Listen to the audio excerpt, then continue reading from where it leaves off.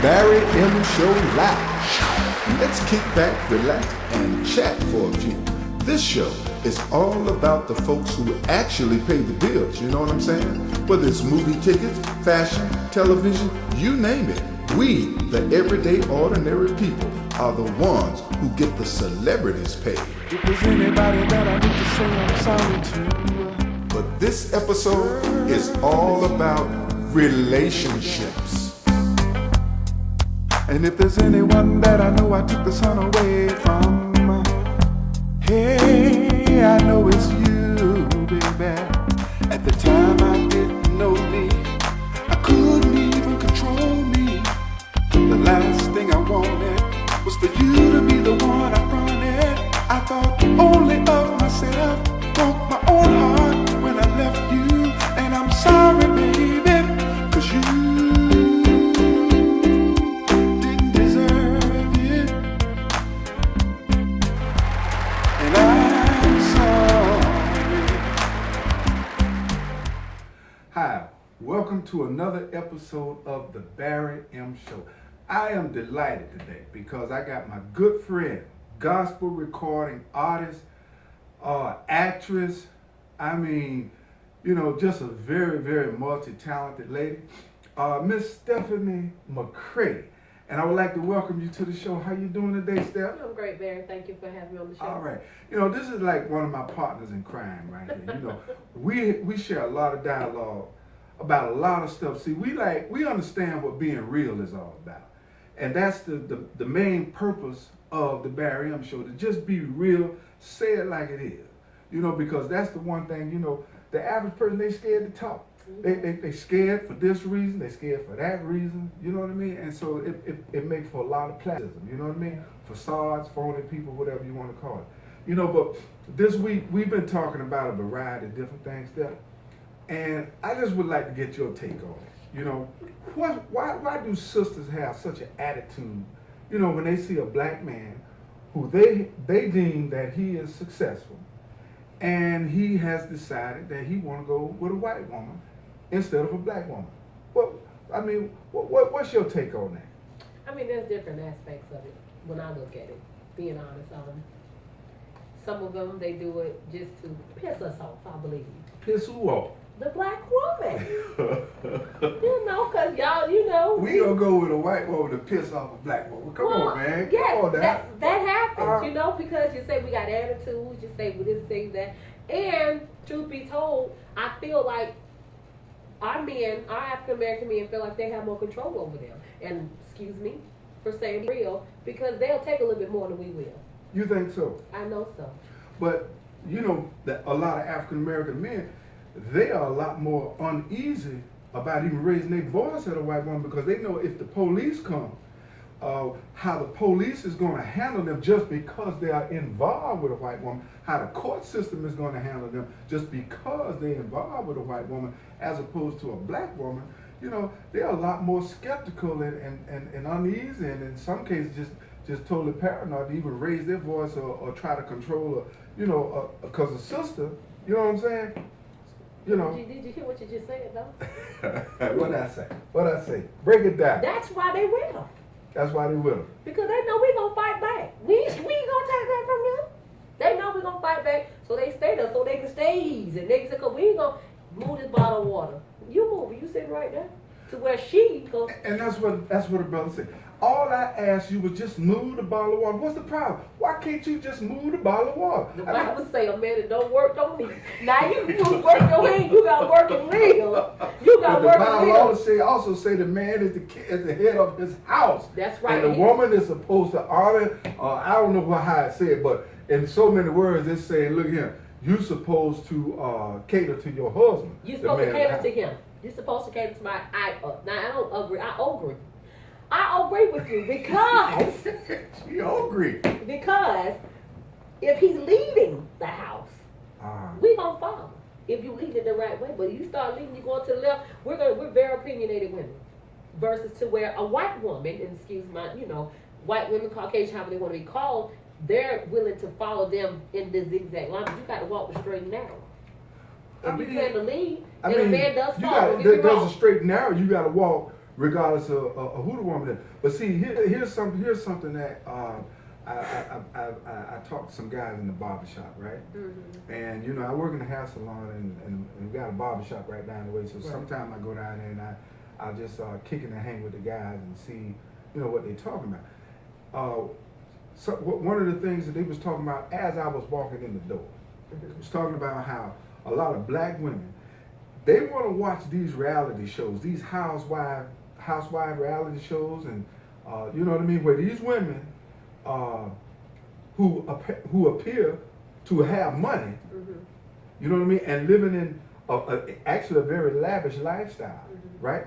And they are, you know, acting, and some of them are acting very spoiled, you know, very independent and strong, and the fellows were saying like, man, but they too strong, they too headstrong, they cocky. You can't. And so now, and they say what they're saying is that they got that from white women, and the problem that what's coming out of that is black women in our actual neighborhoods, they want to try to act like these women, and so they're making themselves more difficult for a black man to even try to have a steady relationship with them. Well, to that, I don't watch the reality shows.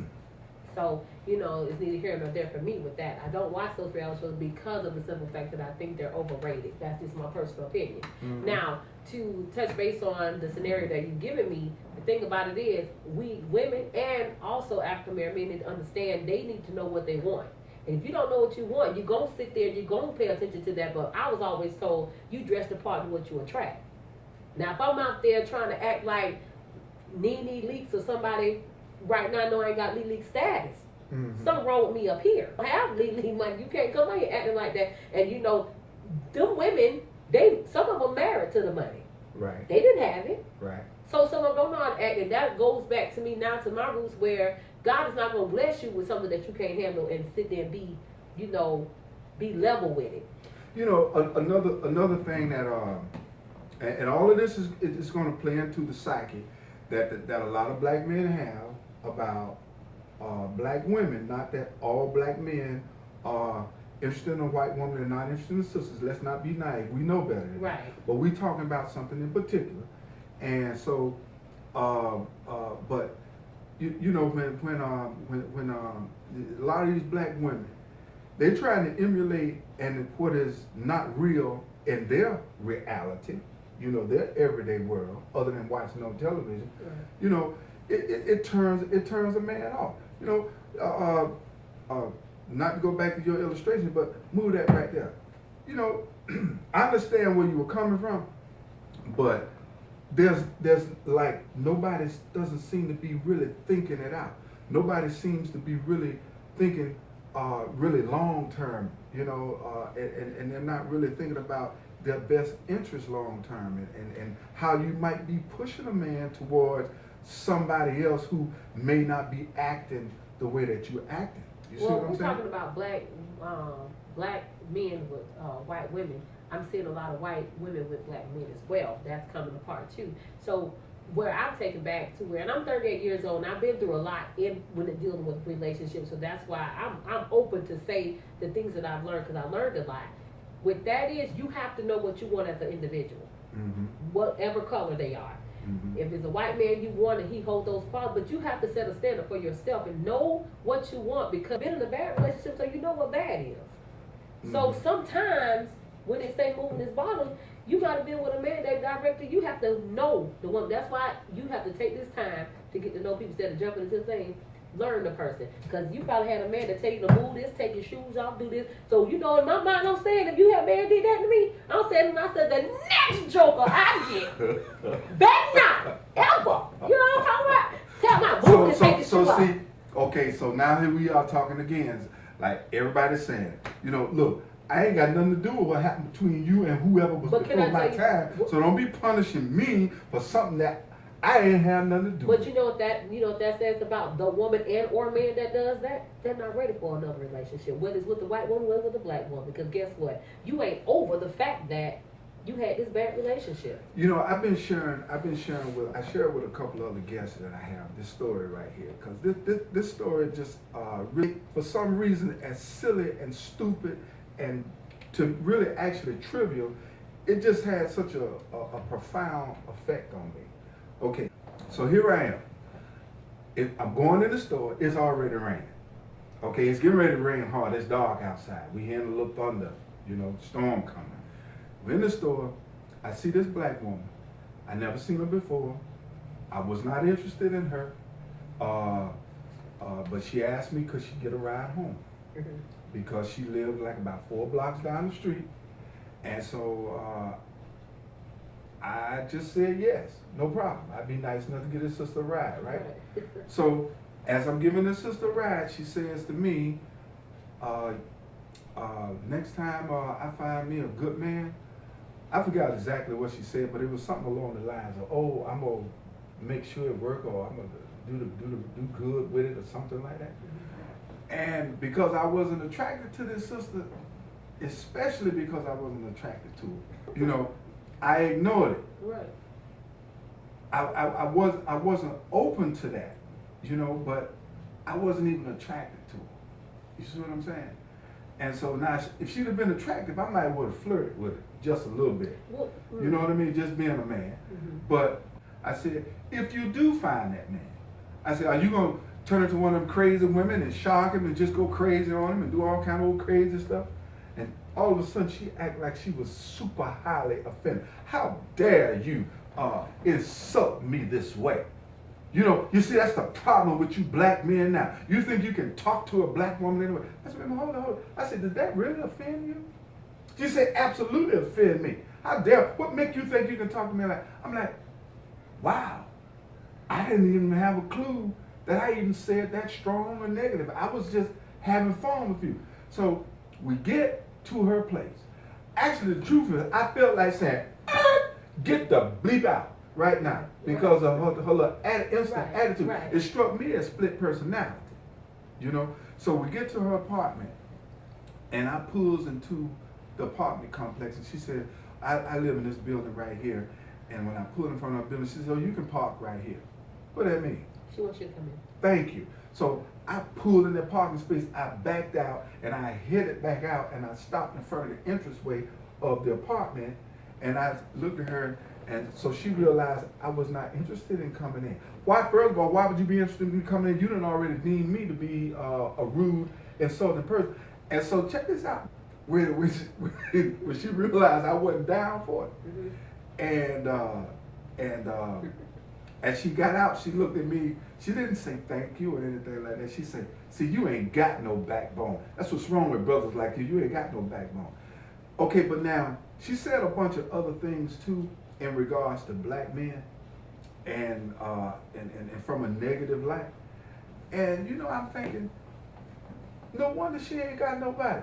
What made her think that any other man outside other than being a black man would want to tolerate some mess like that? If I can't say to you, right, girl, look at it, don't get crazy on me today. Are you in a crazy mood today? You feel like being crazy? If I can't joke with you like that, I mean, you tell me. Well, to me, and a lot of black women out there, you may get offended, what I'm about to say, but sometimes you got men in general say things that we are, and that's something that we're trying to hide. And it seemed to me that this woman, with the story you told, this woman, she had that intentions of easy reeling a guy in, like catching a fish. She got a good bait on the end of the thing. She reel him in. When she get him in there, then she turns into this Dr. Jekyll and Mr. Hyde type deal. And I believe that you struck a nerve, and then she tried to, come out like, oh, how dare you? But then at the same time, she already had a motive. Mm-hmm. Nice looking guy. She probably was attracted. You probably weren't. And what offended her, and what you were not, sorry. What offended her was the fact that I think she felt that, but she thought that she could talk her way into changing her mind. Because we women, y'all know we got some power. Mm-hmm. We got power. That's what and we know how to put things and make y'all feel some type of way, just as well as a guy know how to make a woman feel some type of way. But at the same time, you part before she was able to play it. And I think that's what got I believe you are exactly right. She jumped the gun, and I hit it dead on the head. Even though I was just joking with her, I was like, when I said, "Are you? If you do, you gonna be crazy?" And whatever and I said. Probably been crazy. And she have to be crazy right then. Right. You see what I'm saying? Right. And you're right. Somebody will get involved with that. You know what I mean? And all of that negative is going to come out. You see what I'm saying? And to me, I found that it's almost impossible for anybody to not bring some baggage with them. Right. And that's something that we as people, I mean, women of any color, especially as sisters, we need to just start being honest. If you got baggage, you got baggage. Don't surprise these brothers, because the simple fact that they're already, I don't know why the mind is set to where maybe a white woman has less drama than a black woman, because we bring drama with our attitude and, you know, saying, oh, we doing all of this. But you learn. You got to mature from that some type of way, and maybe seeing a black man with a white woman may have you think back, because it has done me like that. Say, wow, you know, not that she's so much better than me, but she got here. What is it that she's doing? This sister probably laid it all on the line. Look, I ain't got much, but here this is where we sit there trying to act like we're something more than what we are, or that we got less baggage than what we really care, instead of putting it all on the table and say, baby, this is it. Now you want to ride with this, or you don't want to ride with it. If you don't want to ride with it, that's good too. Guess what? Ain't nobody feeling hurt. One guy made this point. He said, you know, with a white woman, he said, a white woman will, when she get with a black man, she will assess his situation career-wise, and she will adopt a way to be a part of his process. She will look at it, she will see where she can be a benefit, and she will do her part in helping this man to be successful. And he doesn't have to ask her to be that way. She will just naturally be this way. Again, we know this is not everybody, but we're talking in general. And a sister doesn't automatically do that. We both, he say, look, they both want the money, but the white woman participates in getting the money, and the sister wants the brother to get the money and give her the money. You see what I'm saying? And that seems to be somewhat realistic to some kind of degree. And I want to bless you. Because, yeah, that kind of rubbed me the wrong way. But anyways, yeah, sisters, I'm coming. All sisters are not like that. Because myself, I've learned that if you do not help your man, how you expect for him to be successful? You're the helpmate. You're supposed to help. But it takes someone on our part, because of how some of us have been brought up, some of the things we've seen causes us to be, you know, the way we are. I can honestly say that, because I am that. But today, now I'm not where I was last year or the year before. I'm much easier, more lenient when it comes to me sitting there saying, okay, he needs help, you know, that type deal. But go back to what you were saying about we want the money. Correct me if I'm wrong. That we're not willing to help. Well, yes, we are. But can I tell you something? Because we're so strong in knowing. See, some of us sisters will go find out and get details and sit there and ask you, baby, what's your plan? And you telling me the plan, and you the man now, and all in your head, because you're a black man, you strong man, you the head, that's what y'all like to say. And we sit there, we done did our homework, and we just want to say, baby, what's your plan? You sitting here laying it out, oh, this, that. Okay, well, baby, when you get right there, where are you going to go? What street are you going to cross? Hold on, I got to clean this up, sister. You know, and then you get a hiccup in the road, and then I say, well, baby, yeah, you're going to do that, but then in order for you to get across the road, don't you think you need to do this? But then when I start telling you that, then it feels like, I know more than you, and you offended. What you offended for? So, see, that's a two-way street when it comes when you're talking about, you know, helping out. See, the white woman, she'll sit there like, yeah, that's going to work, sweetheart. But then when the hiccup comes and the money comes, one thing about us, we're going to stay there with you with the money.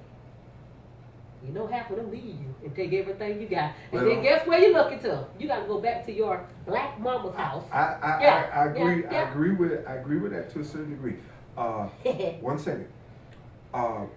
See the number on the screen? We will be taking callers, so hit me up, and we're gonna get your thoughts on this conversation, okay? But now, let me give you an illustration that's true. Now, you're aware of my book, Why I Did Them That Way. Yes. Okay. I wrote it's a relationship biography.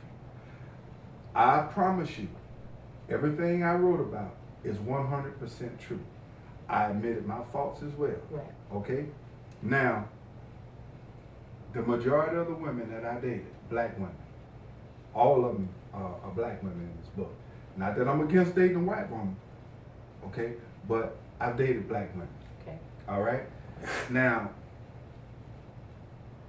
there was only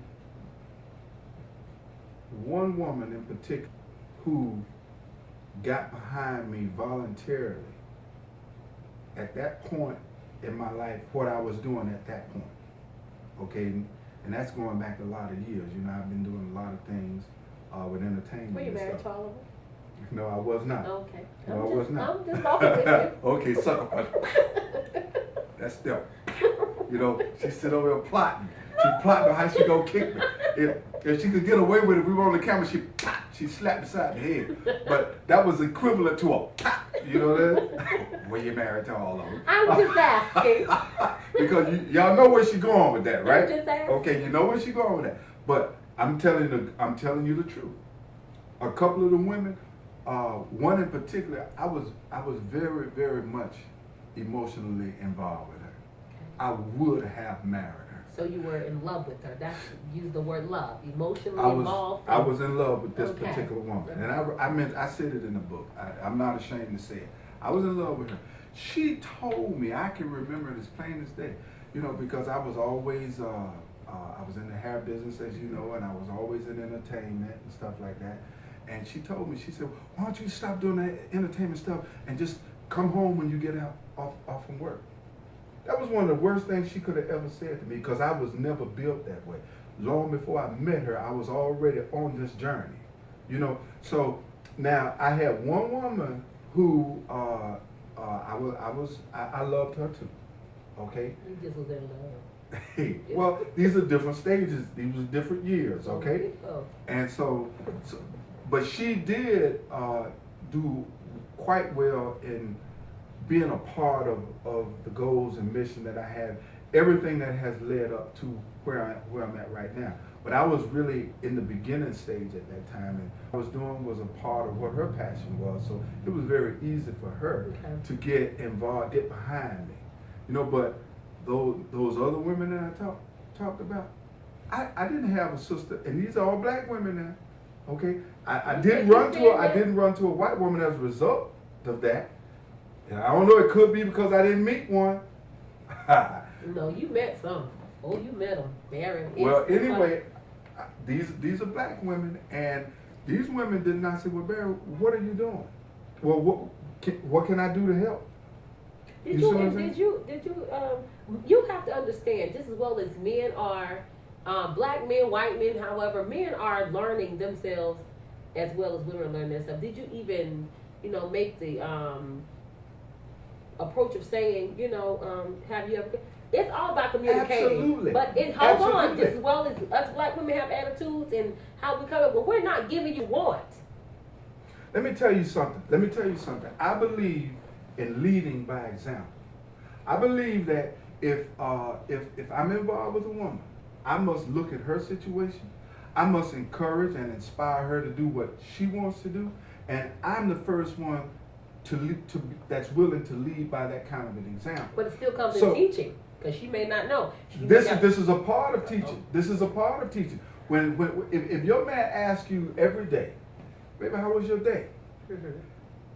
Every day. And he's consistent. He's consistent. So then I'll know that. He's consistent. He's leading by example. Right.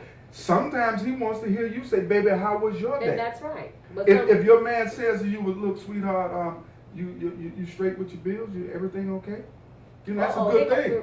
That's a good thing if he'll do that. Now, we know a lot of men don't do it. But they'll ask it, Barry, and then they'll sit there and talk about you because you talk about your light bill too. So you got to be fair, because that's a Okay, that's a way that you that's can another- determine. That's look. that's a way that you can determine the quality of the man that you have, and if you've made a good judgment But you're in not the listening man to me. that You know, have. some of them just ask you, baby, y'all need some help with your bill because they trying to get something out. And then when you tell them that you got a light bill, do you don't see the joker no more? Y'all know I ain't lying. That's another show. Okay, all right. So, all right.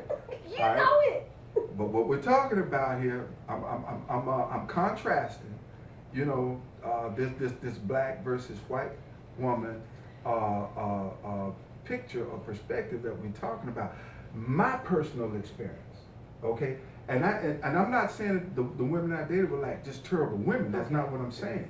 We're talking about something in particular, as far as what I'm about. You know, when you're in entertainment, you got long hours. You have travel. You have to deal with a lot of people. You know, the thing that irked me the most about the majority of the women that I dated was that they were not supportive. They were happy to see me in my home planning, writing, staying up on the computer, doing all the work. Didn't ask questions about what was going on. Showed no concern. While I'm doing what I'm doing, they either on the phone laughing, talking with their girlfriends, their family members, whatever, or watching television or something like that. You know what I mean? But come whenever I had a production I was doing, then they want to be right there to say, this is my man. And I always couldn't, I hated it, tell you the truth. I hated it because I was like, if a media person were to sidebar you and say, what inspires your man to write? What is his inspiration?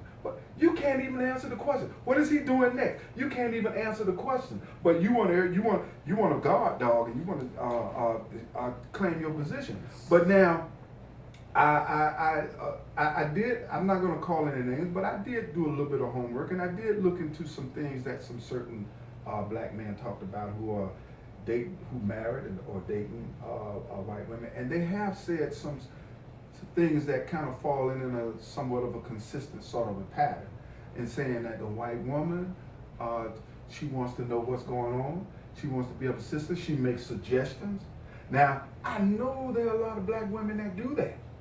I just hadn't been fortunate enough to find. Well, you know, and again, I'm going to say this, and my perspective of myself, I can't speak for every black woman. I don't have a problem with the white woman. I don't have a problem with the white woman. My thing of it, you can get them. But there's other sisters that do. And for me to say this, and I may be putting myself in a situation with my black sisters, but at the same time, we have to be mindful.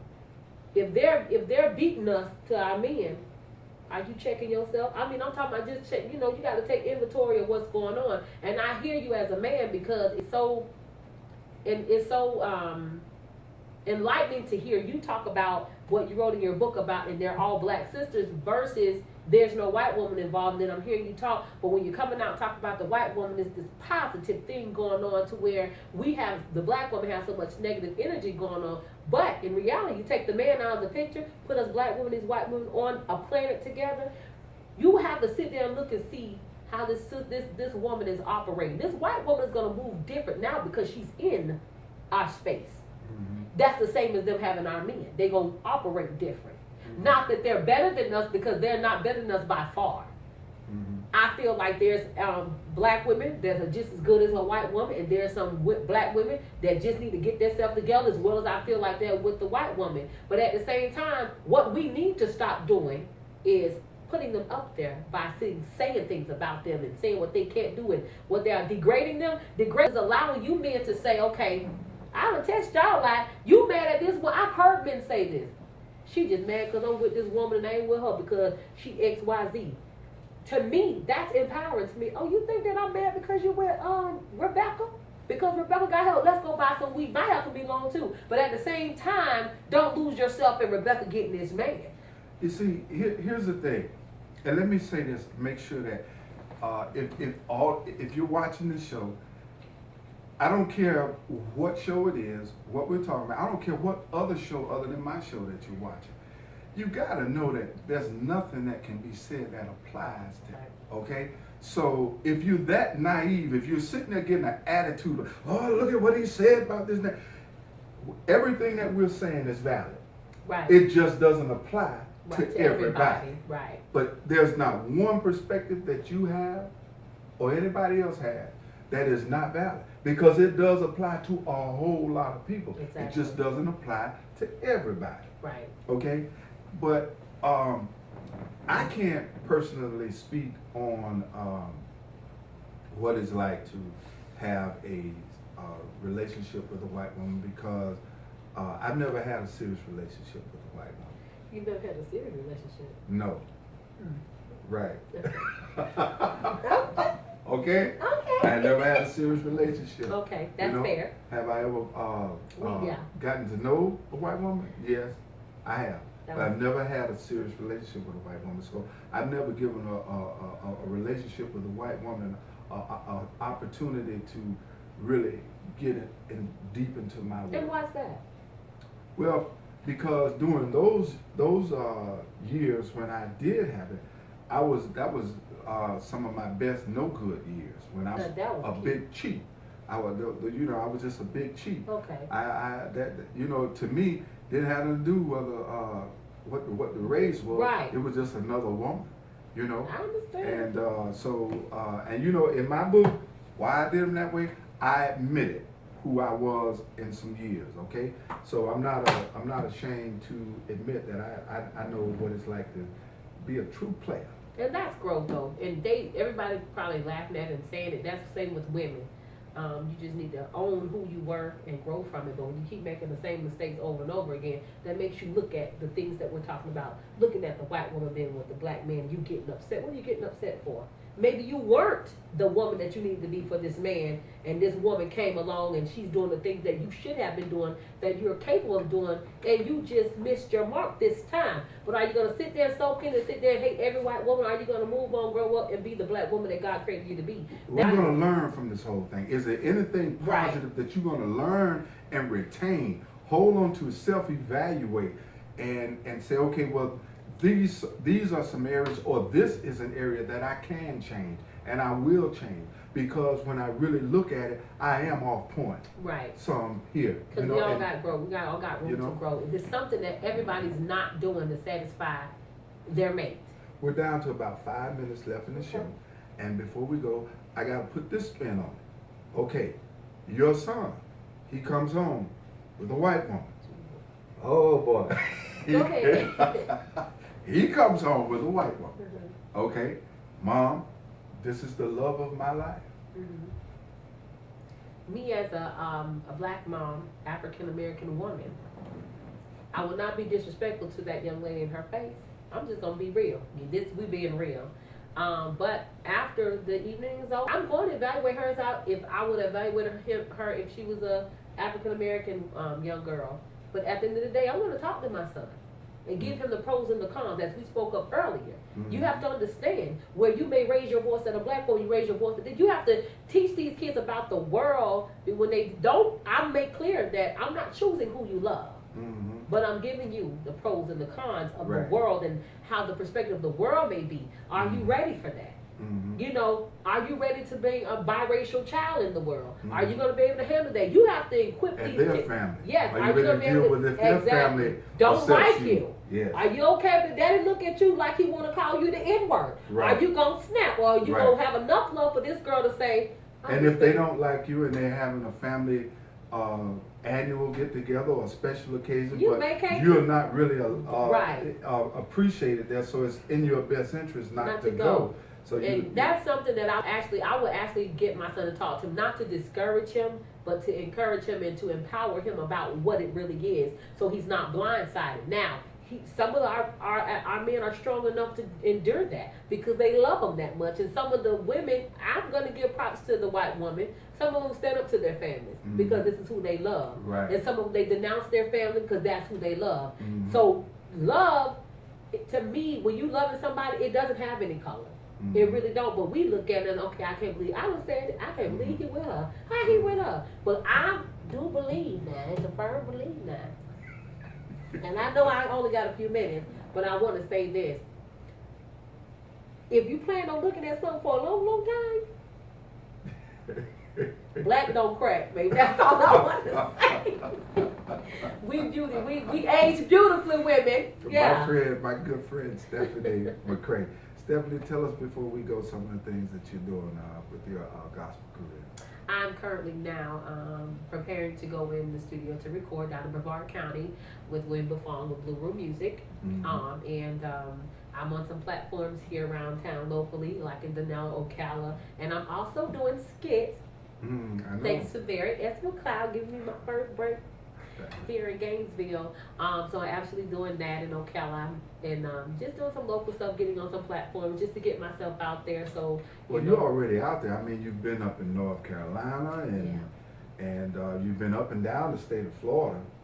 You know, and so I'm just touching some places where I dared not go, and you know, doing some things and just being more faceted and more open with, you know, the gift and the anointing that God has placed on my life to, you know, to minister to people. And are you writing? I am writing now. I'm writing. I'm back writing.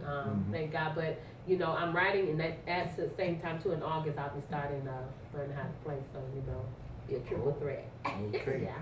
Ladies and gentlemen, thank you for watching this show, the Barry M Show. Tell a friend to tell another friend to tune in.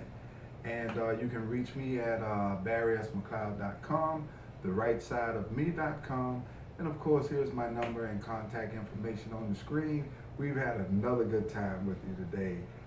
Thanks for watching the Barry M Show with Stephanie McCray. Thanks for having me, Barry.